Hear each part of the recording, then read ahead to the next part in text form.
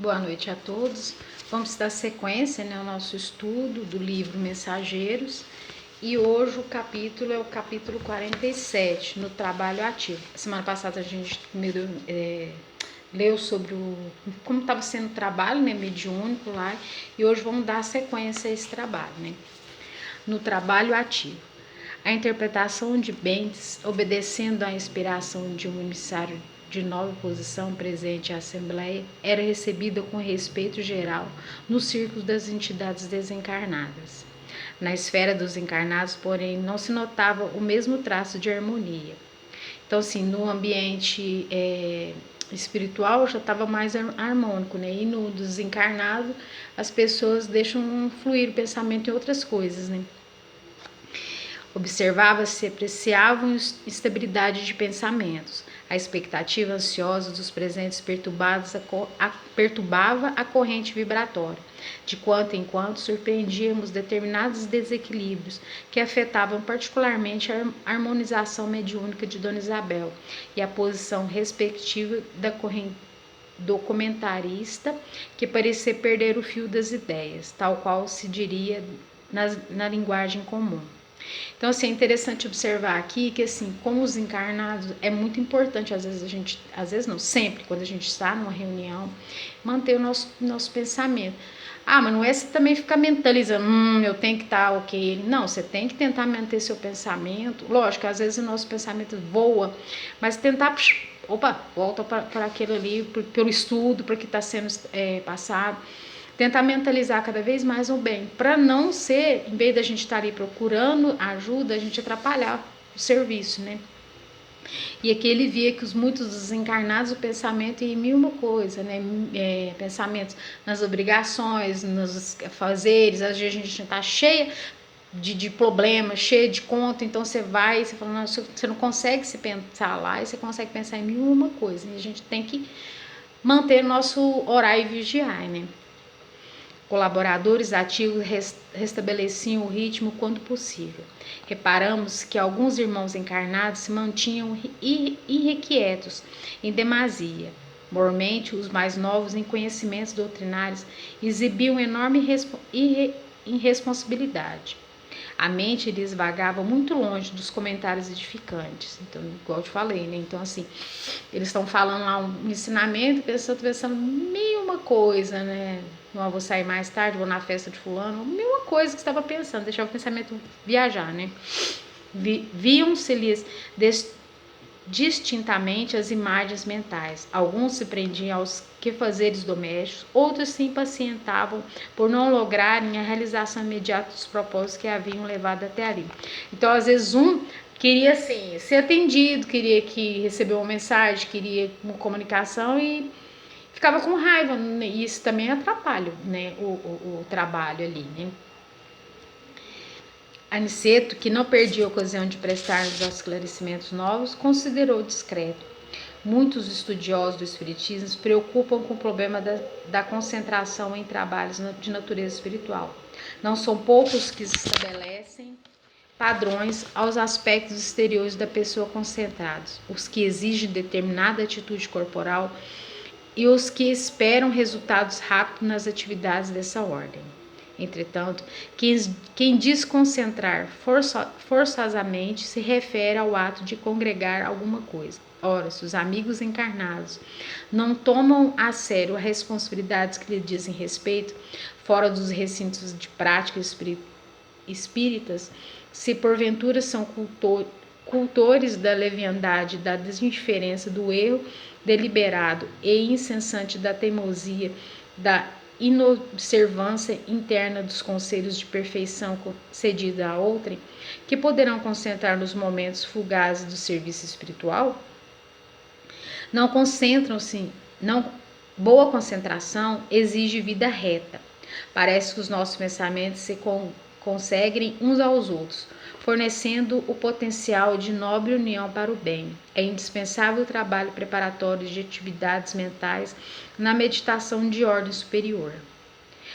A atitude íntima de relaxamento ante as lições evangélicas recebidas não pode conferir ao crente ou ao cooperador a concentração de forças espirituais no serviço de elevação, tão só porque esses se entreguem apenas por alguns minutos na semana, o pensamento compulsório do amor cristão.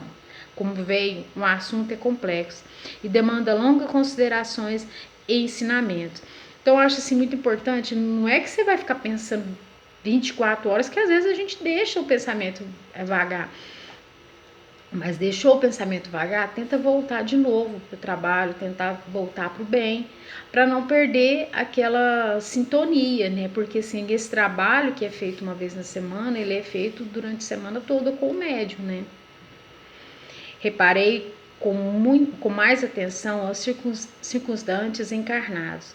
Não fosse o devotamento dos colaboradores do nosso plano, tornar-se impossível qualquer proveito concreto. Então, isso aqui é muito importante. Às vezes a gente vai na reunião espírita e fica com conversinha paralela, né? Muitas das vezes tá lá a reunião, tá explicando, estão comentando e o outro tá lá, porque eu penso assim, então eu vou comentar com o meu outro. Não, gente, a gente não tem que atrapalhar. A reunião tá ali, a gente tem que concentrar e tentar manter o foco, né? Porque porque o trabalho espiritual, além de estar sendo proveitoso para o próprio reunião, ele ainda tinha que ter esse trabalho de tentar harmonizar os pensamentos das pessoas para não atrapalhar a reunião, né? Isidoro e outros amigos devotados trabalhavam com ardor, despertando alguns dorminhocos e reajustando os pensamentos dos vigilantes, para neutralizar determinadas influências nocivas, sem contar aqueles que dormem na reunião, né? Eu reconhecia que os benefícios imediatos da doutrinação de Bentes eram muito mais visíveis entre os desencarnados. No grupo destes, não havia um só que não recebesse consolações diretas e sublime conforto. Então, os desencarnados eles estavam aproveitando mais do que os encarnados, né? Fim da interpretação, pouco antes de se entregar Dona Isabel ao trabalho do receituário, observei que uma senhora desencarnada se aproximara de Isidoro, pedindo emocionada: ser-lhe-ia possível, meu irmão, entender-se por mim com os nossos orientadores quanto à possibilidade de me comunicar diretamente com minha filha presente à reunião? Estou certa de que, com a permissão devida, nossa Isabel me atenderá à angústia materna. O interpelado mostrou sincero desejo de ser útil, mas depois de trocar algumas palavras com o instrutor mais graduado da reunião, que se colocara entre os médiuns e o doutrinador, veio trazer a resposta algo constrangido, com grande surpresa para mim. Minha irmã, disse ele, nosso nobre Anselmo não julga viável o seu pedido. Observou que a sua filhinha amada não está em condição de receber essa bênção. Ela tem necessidade de testemunhar agora o que aprendeu do seu exemplo. No mundo é preciso aprender no campo da oportunidade, sem repousar indevidamente nos seus braços. Então, assim, ela queria comunicar com a filha, porém, se naquele momento não seria viável ela comunicar com a filha, porque a filha estava começando a trabalhar, aprendendo os ensinamentos que a mãe ensinou para ela, e se ela fosse ter essa comunicação com a mãe, ela ia se perturbar, porque às vezes você não está preparada para receber aquela comunicação. Em vez de você pegar e pensar assim no proveito, você ia ficar cada vez mais focada naquilo e atrapalhar até a mãe também, né? E como a senhora denotasse tristeza, Isidoro continuou em tom fraternal. Não somente por isso, minha amiga, nosso instrutor se vê forçado a desatender. A medida traria inconveniente grave para o seu sentimento maternal, no estado evolutivo que se encontra. E considerando o velho hábito adquirido, a filhinha se agarraria excessivamente ao seu auxílio. Então, assim, além dela atrapalhar a filha, né, a filha ficar excessivamente presa à mãe, a mãe também atrapalharia a própria evolução dela também. Prender-se a mamãezinha afetuosa e sensível, e talvez a irmã se visse perturbada em sua nova carreira espiritual. Ela precisa estar mais livre para testemunhar, enquanto o seu coração deve permanecer em liberdade, por novo merecimento conquistado ao preço do suor e lágrimas quando na terra. Considerando embora o caráter sagrado do amor em sua afeição maternal, nosso orientador não podem conceder à filha o direito de perturbá-la. Compreende? Não se atormente com essa impossibilidade transitória. Lembre-se que todos somos filhos de Deus. O Senhor terá recursos para ter a jovem em seu lugar. Quanto ao mais, alegremo-nos em nosso serviço. Recorde que o auxílio não se verificará pelo processo direto, mas podemos recorrer ao método indireto. Quem sabe? Amanhã, possivelmente, poderá encontrar a sua filha em sono. Então, assim, ela não precisava ficar triste, que ela poderia encontrar a filha dela em sono e tentar sanar um pouco daquela falta que estava sentindo da filha, né? E a filha também da mãe, né? Tentar apaziguar um pouco o coração. A interpelada sorriu confortada e obtemperou. É verdade, devo compreender a nova situação. Nesse instante, acercou-se de Isidoro uma entidade amiga que solicitou. Meu caro, estimaria sua providência junto dos receitistas para que me forneças novas indicações ao Amaro. Meu sobrinho necessita de amparo à saúde física. O esposo espiritual de Isabel tomou uma expressão significativa e respondeu: Não posso, meu amigo, não posso. Se Amaro pedir e os receitistas cederem, tudo estará muito bem. Mas você não ignore que o nosso doente é muito rebelde. Já lhe providenciei a obtenção de conselhos médicos do nosso plano, por 5 vezes sem que ele compreendesse aos nossos esforços. Não se resolve a adquirir os remédios indicados e, quando os obtém, por obséquio de amigos, despreza os horários e julga-se superior ao método. Critica mortalmente as indicações obtidas e serve-se delas com desprezo. Então, assim, ele estava pedindo ajuda para um sobrinho, né? Porém, o sobrinho não estava querendo ser ajudado, né? E quando ele recebia os medicamentos, ele desfazia, desprezava e bebia a hora que ele queria, não seguia à risca os critérios que deveria ser feito. Então, aquilo assim, ou seja, a falta de fé não fazia com que aquilo seja ajudado. Então, assim, não adianta ajudar aquele que não quer ser ajudado, né? Naturalmente, não estou agastado com isso. Como adulto que se não...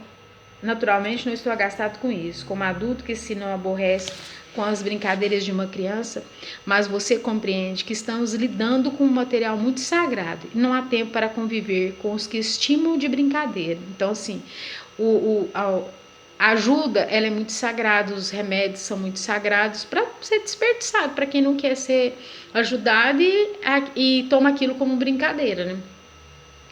Além disso, não será caridade o ato de dar os que não querem receber. Não adianta eu querer dar e se a pessoa não quiser receber, né? Isso, Isidoro falava com uma inflexão de bondade fraternal, que afastava todos os característicos da fraqueza contundente. Compreendi que, para atender a tanta gente e movimentar-se entre tantos propósitos heterogêneos, não seria possível tratar os assuntos de outro modo. O serviço prosseguia com enorme demonstração educativa para Vicente e para mim.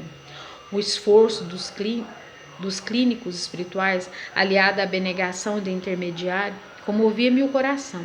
Era necessário, de fato, grande renúncia para atender ao trabalho compacto e numeroso em setor de assistência aos encarnados, porque poucos frequentadores do grupo pareciam manter atitude correspondente à sublime dedicação fraternal em nome do Mestre. Então, assim, além do trabalho, você também, eles tinham um amor de poder falar, não era com rispidez, né? Com amor fraternal com os irmãos, né? Aniceto, porém, adivinhando meus pensamentos, falou com bondade: Um dia, André, você compreenderá com Jesus que melhor é servir do que servido. Mais belo é dar do que receber. Isso aqui é muito bonito, né? Você compreenderá com Jesus que melhor é servir do que ser servido. Mais belo é dar do que receber. Isso é um ótimo ensinamento, né? Então, assim, que eu particularmente acho que é muito mais gratificante quando a gente ajuda o próximo, né? É muito melhor do que a gente receber. E agora eu vou dar espaço para quem quiser comentar.